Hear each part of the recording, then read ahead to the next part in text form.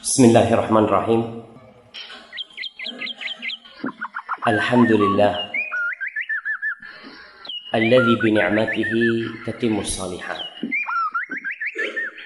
Segala puji bagi Allah Jalla Jalaluh yang karena nikmatnya kebaikan-kebaikan menjadi sempurna. Suatu hal yang indah tatkala para umara, para pemerintah, para pemimpin negara berkumpul dengan para ulama. Dan itu karena nikmat Allah kepada kita, sehingga tidak ada yang pantas untuk dipuji, tidak ada yang pantas untuk disanjung, melainkan hanya Allah semata. Sehingga kita tahu tidak sah sholat seorang hamba tanpa dia mengatakan Alhamdulillahi Rabbil Alamin. Maka saya sangat berbahagia sekali dengan kehadiran Bapak Wali Kota dan Bapak Kapolres dan yang lainnya. Semoga Allah menjaga semua pemerintah kita, yang terutama tentunya Bapak Presiden kita, Bapak Jokowi dan wakilnya, serta seluruh pejabat-pejabat negara. Semoga Allah senantiasa memberikan hidayah dan taufiknya kepada mereka dalam menjalankan kewajiban mereka. Allahumma salli wa sallim wazid wa barik wa an'im ala habibina wa sayyidina wa syafi'ina Muhammad wa ala alihi wa ashabihi ajma'in. Ya Allah, semoga salawatmu, semoga salam, berkah dan nikmatmu senantiasa kau curahkan untuk hamba kekasihmu, untuk baginda Nabi kita Muhammad sallallahu alaihi wasallam, untuk manusia terindah yang pernah Allah ciptakan, untuk manusia termulia yang pernah menginjakkan kakinya di muka bumi, untuk manusia yang Allah utus rahmatan, sebagai rahmat, sebagai kasih sayang, bukan hanya untuk orang-orang yang beriman, tapi lil alamin. Allah mengatakan wa ma arsalnaka illa rahmatan lil alamin. Sehingga kasih sayang Nabi kita itu sampai ke lubang-lubang semut, sampai kepada ikan-ikan di sungai, sampai kepada seluruh binatang buas yang ada di hutan, bahkan kepada orang-orang yang non-muslim pun. Beliau sallallahu alaihi wasallam sebagai rahmat buat mereka, agar mengentas mereka dari kesyirikan dan kekufuran mereka menuju rahmat Allah Jalla Jalaluh. Dan semoga salawat itu bersambung untuk keluarga Nabi, yang terutama untuk istri-istri beliau, untuk Khadijah, untuk Aisyah, untuk Hafsah, untuk Saudah, untuk Ummu Salamah, untuk Ummu Habibah, untuk seluruh istri. Baik, ada berapa istri Nabi? Ana di sini banyak hadiah di sini, maka ana mau bagi-bagi buat. Baik, antum nulis itu. Nah, sebutkan 7 istri Rasul SAW. Khadijah, Aisyah, Hafsah, Habibah, Maimunah, Ummu Salamah, Juwairiyah. Masya Allah, Saudah. Baik, barakallahu fiikum. Kita ini mengaku cinta Rasul SAW. Kita harus tahu bahwa istri Nabi itu ibu kita. Yang mengangkat istri Nabi sebagai ibunda kita itu Allah. Allah mengatakan wa azwajuhu ummahatuh. Dan istri-istri Nabi adalah ibundanya orang-orang yang beriman. Masa pantas seorang anak gak tahu sama nama ibunya? Dan semoga salat itu bersambung untuk putra-putri Nabi kita. Kita ini diperintahkan untuk mencintai kerabat Rasul SAW, mencintai istri-istrinya, mencintai putra-putrinya.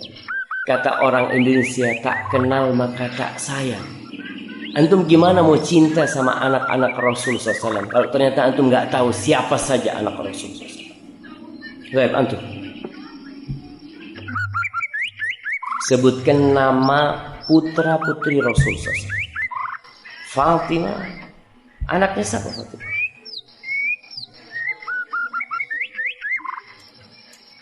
Ya anaknya Nabi. Nah, Fatimah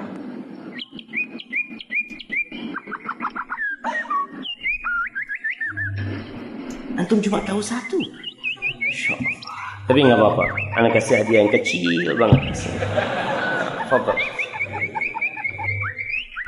Ya memang kalau kita tahu hanya dari Fatimah, anak keturunan Rasul Sallallahu Alaihi Wasallam. Jadi orang-orang yang menjadi keturunan Nabi di masa sekarang ini, mereka jalurnya cuma dari Fatimah. Dari yang lainnya nggak ada. Dari Fatimah. Yang di sebelahnya.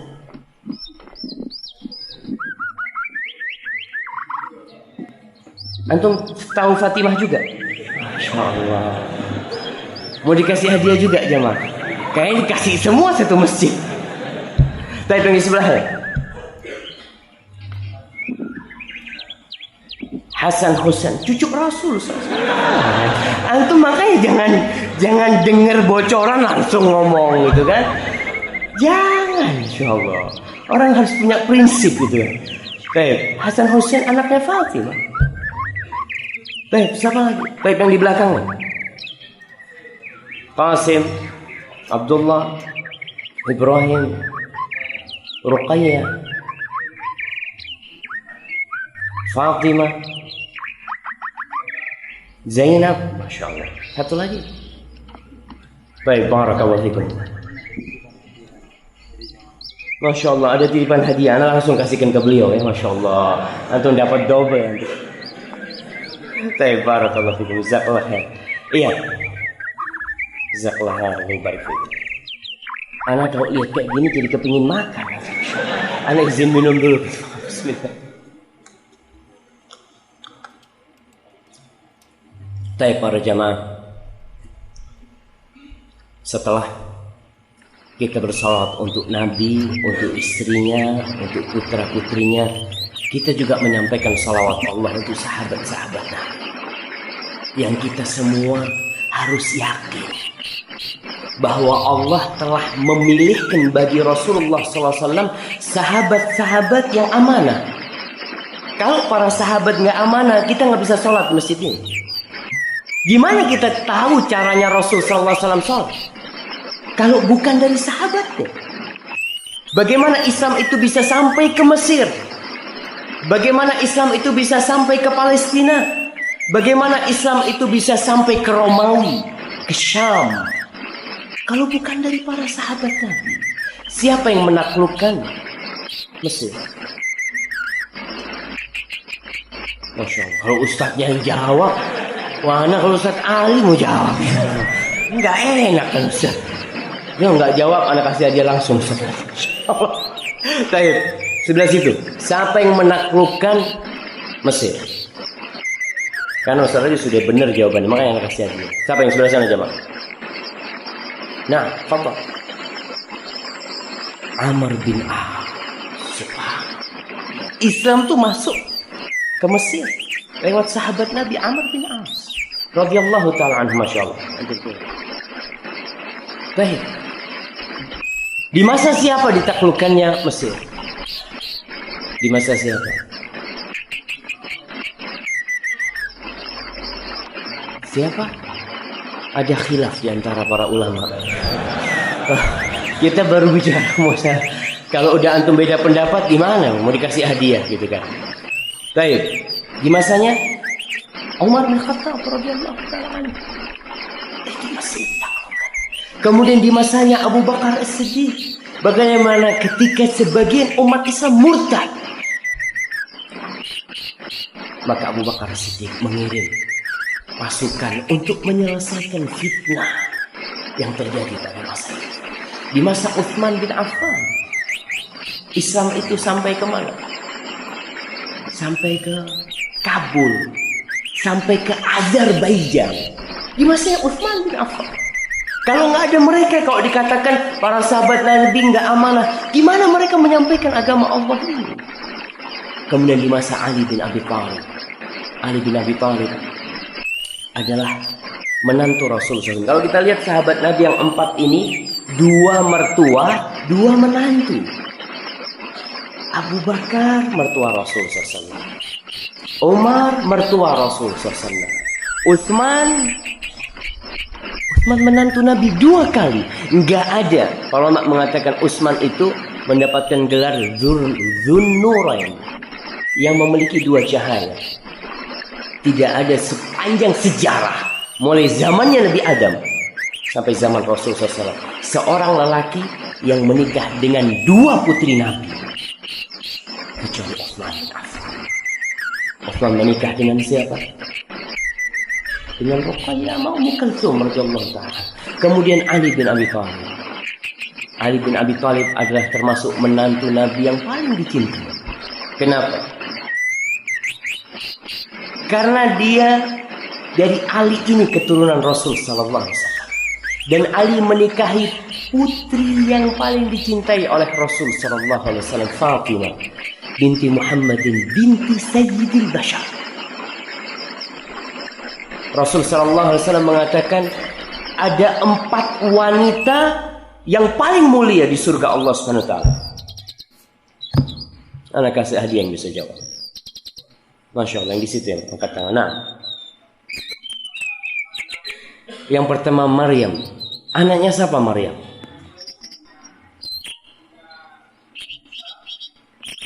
Anaknya siapa Maryam? Masya Allah, Maryam binti Imran. Yang kedua Asia binti Muzahim istrinya Fir'aun. Yang ketiga Khadijah. Yang keempat Fatimah binti Muhammad sallallahu alaihi wasallam. Maka kita senantiasa bersolawat untuk mereka semua, karena sahabat Nabi bersama keluarga Nabi, bersama istri-istri Nabi radhiyallahu taala anhum ajma'in, mereka adalah pilar-pilar agama yang tidak bisa dipisahkan. Nggak bisa dipisahkan keluarga Nabi sama sahabat Nabi, nggak mungkin dipisahkan. Kacau kita belajar agama, karena kita semua yakin mereka saling mencintai dan mereka bersama-sama menegakkan la ilaha illallah di seluruh penjuru dunia. Amma ba'd. Hari ini tanggal berapa? Tanggal 25 Jumadal Akhirah. Berarti Ramadan tinggal berapa hari lagi? Coba. Ana mau tanya nih. Baik. Antum yang di situ, nah, masya Allah.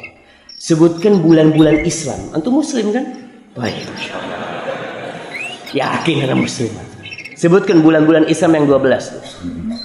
Muharram, Safar, Rabiul Awal, Rabiul Akhir, Jumadil Awal, Jumadil Akhir, Rajab, Sya'ban, Ramadan, Syawal, Dzulqa'dah. Masya Allah. Semua orang Pasuruan saya yakin kayak gini. Hafal sama 12 bulan Islam itu, masya Allah, masya Allah. Para jamaah, kita tahu Pasuruan ini kota santri, dan saya benar-benar mungkin hanya satu kota yang kalau masuk Pasuruan itu ada Asmaul Husna, iya, Pasuruan. Kemudian nama jalannya pakai bahasa Arab. Di Bangil itu kalau masuk kita lihat nama jalan, masya Allah. Maka seharusnya kita pun melestarikan penanggalan Islam, penanggalan Hijriah. Hari ini kita tanggal 25 Jumadal Akhirah 1437 Hijriah. Kita sudah berpisah dengan Rasul sallallahu alaihi wasallam berapa tahun yang lalu? Mana kasih hadiah? Hah? 1437. Masya Allah. Nah, 1426, masya Allah. Fadhalan tuan bilang. 1426. Nabi meninggal tahun berapa? 11 Hijriah. Tinggal para jemaah, kita paling tidak melupakan penanggalan Hijriah. Walaupun di Indonesia penanggalan yang dipakai adalah penanggalan Masehi, tapi kita sebagai kaum muslimin memiliki identitas Muslim. Anak Muslim.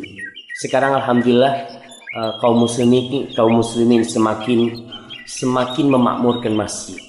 Maka mudah-mudahan masjid-masjid kita juga menggunakan penanggalan Hijriah. Barakallahu fikum. Baik. Kita masuk ke tema kita tentang sikap bijak ketika beda pendapat.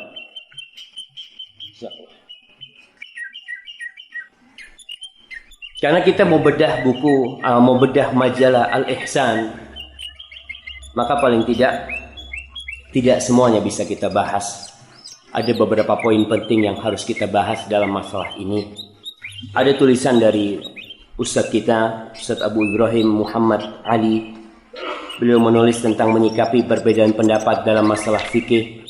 Kemudian Ustadz kita juga, Ustadz Abu Ghazi, beliau menulis tentang khilafiyah di dalam masalah akidah. Kemudian ada pembahasan lain menyikapi perbedaan dalam menafsirkan Al-Quran Al-Karim. Kenapa penting bagi kita mengetahui bagaimana sikap yang seharusnya diambil oleh seorang muslim ketika beda pendapat? Di dalam masyarakat umum ada dua sikap yang diambil. Yang pertama berlebihan, yang satu cuek. Yang satu berlebihan, masalah kecil pun ribut, dibesar-besarkan. Sehingga terkadang membuat mereka berantem gara-gara masalah yang para ulama dulu nggak ada berantem. Al-Imam Syafi'i rahimahullahu ta'ala disebutkan dalam kitab Tabaqat Hanafiyah, Tabaqat Ulama al-Ahnaf. Ketika dia sholat di masjidnya Abu Hanifah, kita tahu Imam Syafi'i berpendapat kunut itu wajib dalam sholat. Dan beliau mengatakan jahar di bismillah, mengeraskan bacaan bismillah. Ketika beliau jadi imam di masjidnya Abu Hanifah, subhanallah, beliau tidak kunut dan beliau tidak menjaharkan bismillah. Nggak ada yang ribut. Muridnya Abu Hanifah, Muhammad ibn Yusuf, ketika dia sholat menjadi makmumnya Harun ar-Rasyid. Harun ar-Rasyid ini sangat cinta dengan Imam Malik. Dalam pendapat Imam Malik, orang yang habis hijamah, habis berbekam, keluar darah, dia nggak batal wudunya. Dalam mazhab Abu Hanifah, batal wudu. Harun ar-Rasyid jadi imam habis berbekam. Makmumnya Muhammad bin Yusuf. Abu Yusuf, bukan Muhammad Yusuf, Abu Yusuf. Jadi makmumnya sholat. Padahal dia tahu menurut pendapat dia imamnya ini batal, nggak punya wudu. Menurut pendapat dia, tapi dia menghormati. Subhanallah.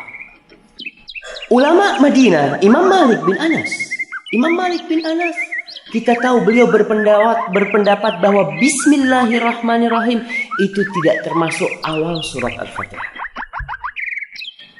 Tidak termasuk awal surat Al-Fatihah. Boleh dibaca, boleh nggak dibaca.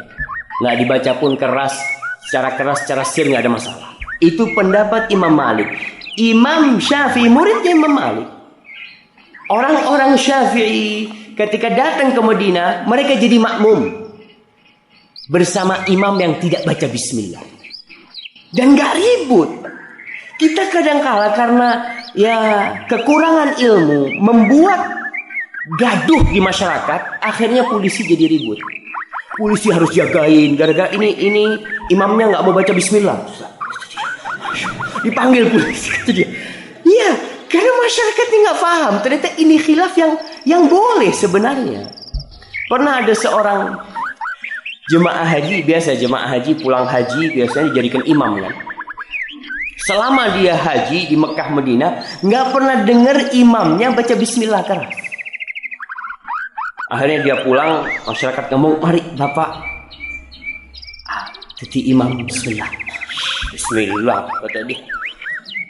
Alhamdulillah, nggak baca bismillah. Makmumnya sholat lagi.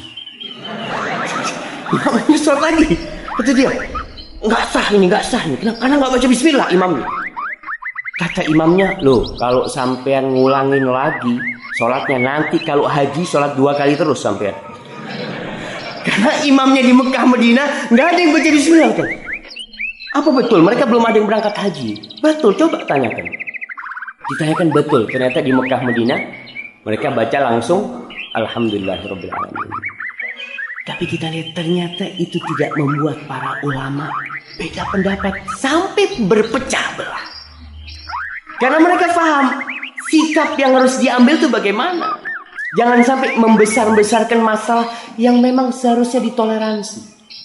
Walaupun beda pendapat. Sebagian ulama dalam mazhab Hambali, makan onta itu membatalkan wudu. Bagaimana sekarang kalau orang mazhabnya Hambali, imamnya Syafi'i? Kadang-kadang habis makan bareng, habis maghrib makan bareng onta, yang mazhab Hambali wudu. Yang mazhab Syafi'i langsung jadi imam Allah. Sholat enggak kira-kira yang mazhab Hambali? Enggak sah. Nunggu. Itu terjadi. Yang seperti ini pernah terjadi di Masjidil Haram. Ketika orang-orang hidup dalam kegelapan taklid dan fanatisme terhadap golongan, di Masjidil Haram itu ada 4 mihrab. Gantian sholatnya. Yang mazhab yang pertama mazhab apa? Coba siapa yang bisa ngurutkan 4 mazhab itu? Nagasari. Masya Allah, fadhal. Yang pertama Abu Hanifah. Kapan meninggal Abu Hanifah? 150. Baik. Antum belum lahir waktu itu. Baik. Yang kedua Imam Malik bin Anas. Yang ketiga Imam Syafi'i. Yang keempat Hambali. Masya Allah. Itulah imam yang 4. Kayaknya harus ada yang dekat sama ana di sini jamaah. Antum dekat ke ana sini. Nah, biar nolongin ana bagi hadiah. Itu imam yang 4. Anak kok lupa apa yang mau diomongkan. Sampai mana tadi kita? Mihrab. Nah, mihrab. Mihrab yang 4 di Masjidil Haram itu gantian. Jadi yang sholat pertama mazhab Hanafi, yang mazhab lainnya nunggu. Kenapa? Karena takut ini imamnya menurut kita batal wudunya. Kalau menurut kita batal wudunya, gimana kita sholat dengan imam yang nggak punya wudu? Nggak sah, kata dia. Tunggu biar dia sholat sendiri sama jamaahnya. Kemudian nanti ada mazhab kedua, mazhab ketiga, mazhab keempat. Dan itulah umat Islam jadi lemah sekali. Karena mereka saling bertikai. Yang kedua, kelompok kedua di masyarakat kita ini yang meremehkan perselisihan. Udahlah ente. Apa sih bedanya ente sama liberal? Kita tahu orang-orang liberal umumnya sekarang mengatakan mereka mendukung LGBT. Mereka yang jadi pendukung, jadi corongnya LGBT. Atau khilafnya kita dengan Ahmadiyah. Ahmadiyah kan sama kiblatnya. Kenapa harus diribut?